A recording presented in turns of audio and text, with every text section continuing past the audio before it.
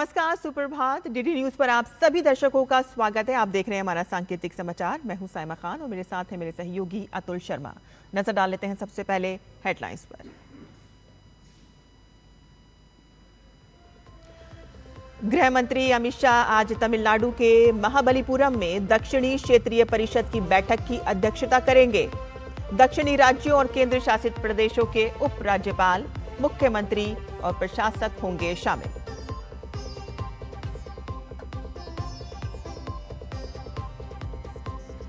रक्षा मंत्री राजनाथ सिंह आज नई दिल्ली में अपने जापानी समकक्ष के साथ करेंगे द्विपक्षीय बैठक। रक्षा, रणनीतिक सहयोग और हिंद प्रशांत क्षेत्र में उत्पन्न सुरक्षा चुनौतियों से निपटने पर होगी चर्चा।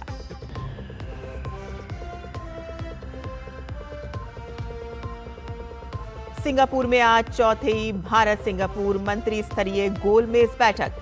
वित्त मंत्री निर्मला सीतारमण कर रही हैं भारतीय मंत्री स्तरीय प्रतिनिधिमंडल का नेतृत्व। आर्थिक साझेदारी को और मजबूत करने पर होगी चर्चा।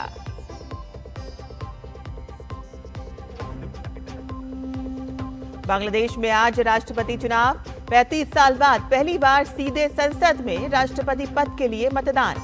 बांग्लादेश नेशनलिस्ट पार्टी उम्मीदवार मिर्जा फखरुल इस्लाम आलमगीर का पलड़ा भारी।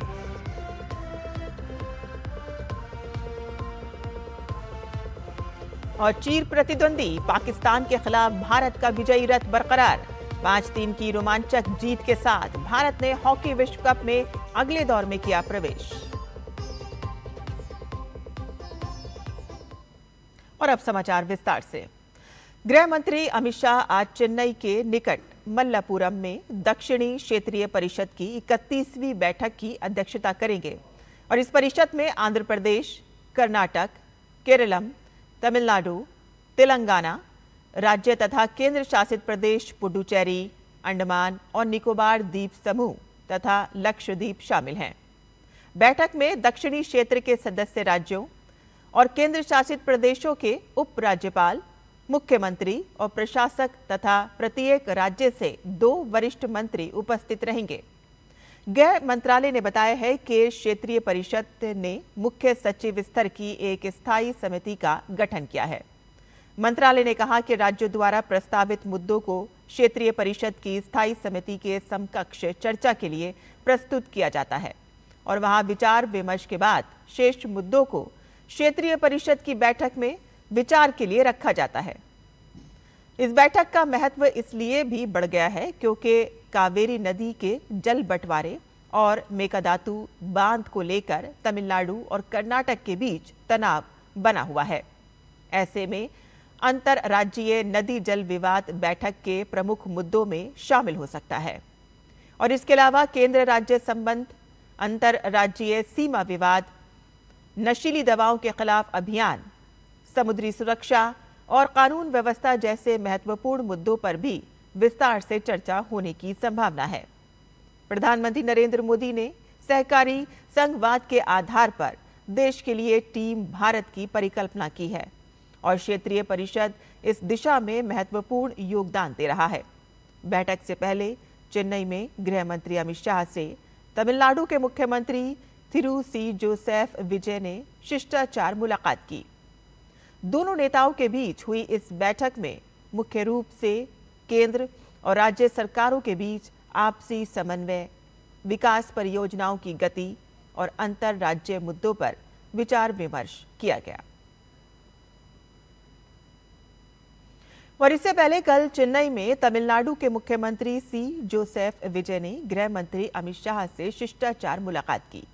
दोनों नेताओं की ये पहली आधिकारिक मुलाकात रही और कई मायनों में खास मानी रही और मुख्यमंत्री बनने के बाद जोसेफ विजय और केंद्रीय गृह मंत्री के बीच ये पहली आधिकारिक मुलाकात थी।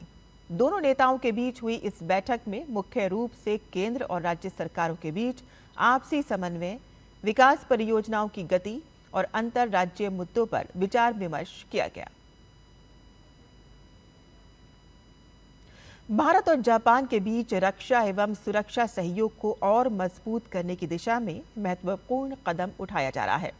रक्षा मंत्री राजनाथ सिंह आज नई दिल्ली में जापान के रक्षा मंत्री शिनजीरो कोइजुमी के साथ द्विपक्षीय बैठक करेंगे।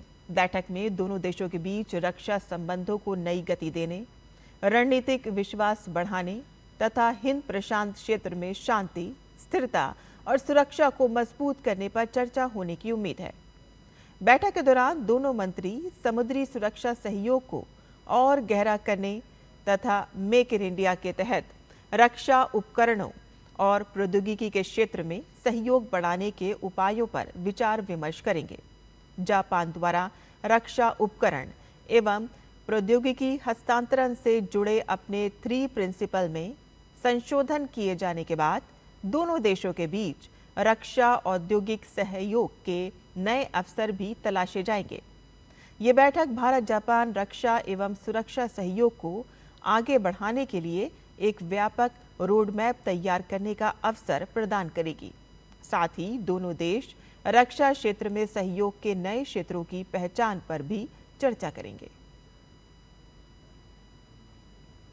जापान के रक्षा मंत्री शिनजीरो कोइजुमी कल मुंबई स्थित भारतीय नौसेना की पश्चिमी नौसेना कमान का दौरा किया।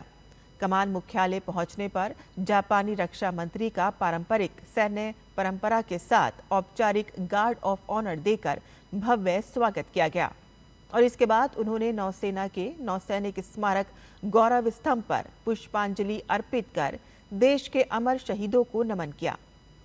यात्रा के दौरान रक्षा मंत्री कोइजुमी ने भारतीय नौसेना प्रमुख एडमिरल कृष्णा स्वामीनाथन और पश्चिमी नौसेना कमान के flag officer commanding in chief vice admiral Sanjay Vatsyayan के साथ उच्च स्तरीय बैठक की और इस दौरान जापानी प्रतिनिधिमंडल को भारतीय नौसेना की रणनीतिक भूमिका, परिचालन क्षमताओं और हिंद प्रशांत क्षेत्र में सुरक्षा संबंधी जिम्मेदारियों पर विस्तृत ब्रीफिंग दी गई। जापानी रक्षा मंत्री ने भारत की स्वदेशी रक्षा निर्माण क्षमता की झलक देखने के लिए भारतीय नौसेना के आधुनिक guided missile destroyer INS Chennai का दौरा किया। उन्होंने जहाज की परिचालन प्रणालियों, उन्नत हथियारों और मेक इन इंडिया के तहत तैयार की गई प्रौद्योगिकियों का अवलोकन किया और भारतीय नौसैनिक अधिकारियों के साथ बातचीत की।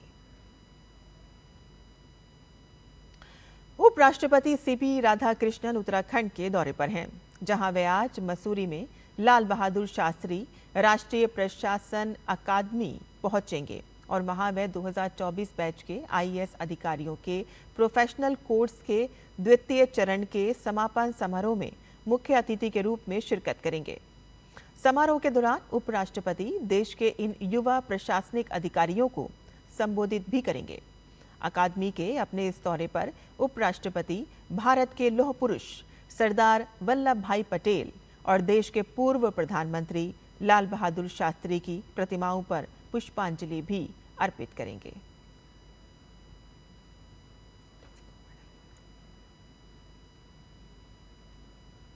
भारत और सिंगापुर के बीच चौथी मंत्री स्तरीय गोलमेज बैठक आज सिंगापुर में आयोजित होगी। बैठक में दोनों देशों के बीच आर्थिक संबंधों की प्रगति की समीक्षा के साथ व्यापार, निवेश और आर्थिक साझेदारी को और मजबूत करने के नए अवसरों पर चर्चा की जाएगी। वर्ष 2022 में स्थापित ISMR भारत और सिंगापुर के बीच आर्थिक सहयोग का प्रमुख उच्च स्तरीय तंत्र है और इसके तहत दोनों देशों के बीच उन्नत विनिर्माण, संपर्क, डिजिटलीकरण, स्वास्थ्य एवं चिकित्सा कौशल विकास और स्थिरता जैसे क्षेत्रों में सहयोग पर चर्चा होती है। चौथी बैठक में इन क्षेत्रों में अब तक हुई प्रगति की समीक्षा की जाएगी और भविष्य में सहयोग को और व्यापक बनाने के उपायों पर विचार किया जाएगा। बांग्लादेश में राष्ट्रपति चुनाव के लिए आज दोपहर 2 बजे से शाम 5 बजे तक संसद में मतदान होगा। 35 सालों के लंबे समय के बाद ये पहली बार है कि जब देश के राष्ट्रपति पद के लिए सीधे संसद में वोट डाले जाएंगे।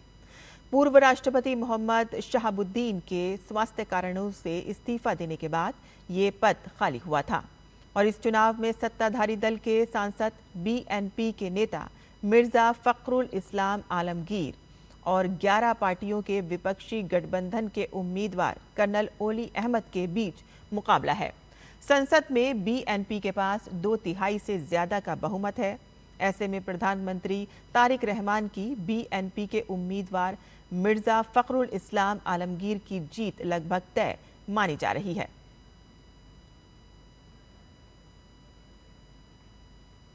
पुरुष हॉकी विश्व कप के एक अहम मुकाबले में भारत ने पाकिस्तान को 5-3 के अंतर से हरा दिया है। भारत ने शानदार शुरुआत करते हुए मुकाबले के पहले क्वार्टर में 2 गोल दागे। भारत के लिए कप्तान हरमनप्रीत सिंह ने 5वें मिनट में शानदार गोल दागा और इसके बाद अभिषेक ने 10वें मिनट में गोल दागकर भारत को 2-0 से बढ़त दिला दी और इसके बाद 20वें मिनट में कप्तान हरमनप्रीत सिंह ने पेनल्टी को शानदार गोल में तब्दील किया और इस बीच पाकिस्तान के हन्नान शाहिद ने 21वें मिनट में पहला गोल दागकर स्कोर को 3-1 कर दिया। भारत के लिए अभिषेक ने 23वें मिनट में चौथा गोल किया। 1 मिनट बाद ही पाकिस्तान ने गोल करते हुए स्कोर को 4-2 कर दिया और तीसरे क्वार्टर के शुरुआत में ही हार्दिक सिंह ने भारत के लिए 5वां गोल किया और फिर चौथे क्वार्टर के शुरू में ही पाकिस्तान ने तीसरा गोल किया और इसके बाद मुकाबले में कोई और गोल नहीं हो सका और मैच भारत ने 5-3 से अपने नाम कर लिया। इसी के साथ ही हमारा ये सांकेतिक समाचार यही खत्म होता है। मुझे और मेरे सहयोगी अतुल शर्मा को अनुमति दें, लेकिन आप देखते रहिए डीडी न्यूज़। नमस्कार।